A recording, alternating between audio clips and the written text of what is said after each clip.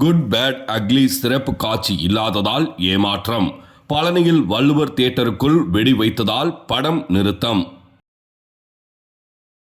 நடிகர் அஜித்குமார் நடிப்பில் good bad ugly திரைப்படம் இன்று திரைக்கு வந்தது.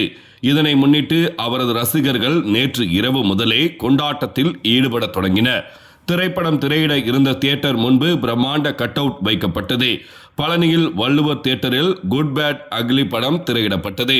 தியேட்டருக்கு வெளியே நின்றிருந்த ரசிகர்களும் உள்ளே படம் பார்த்து கொண்டிருந்த ரசிகர்களும் ஆட்டம் பாட்டத்துடன் கூச்சலிட்டபடி இருந்தனர். மேலும் படம் ஓடிக்கொண்டிருந்த போது தியேட்டருக்குள் பட்டாசு வெடித்து தூக்கி வீசினர். இதனால் அதிர்ச்சி அடைந்த தியேட்டர் ஊழியர்கள் படத்தை நிறுத்தினர். வெளியில் படம் பார்க்க வந்திருந்தவர்களும் சரவெடியை கொளுத்தி ஆரவாரத்தில் ஈடுபட்டனர்.